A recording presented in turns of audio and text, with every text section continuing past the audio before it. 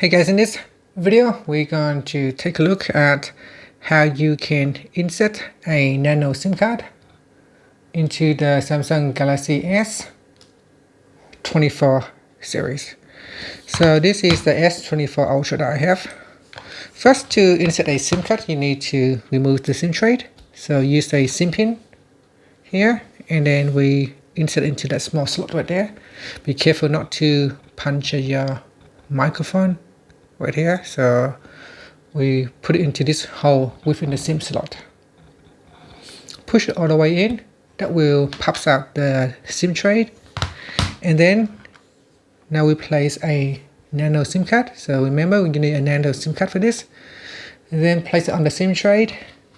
After that, insert it into the SIM slot like so. Push it all the way in.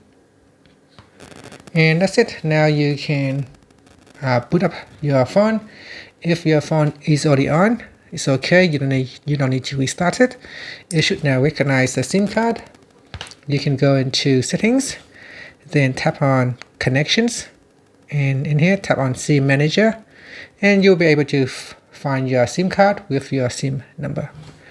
And that's it. Thank you for watching this video. Please like and subscribe to my channel for more videos.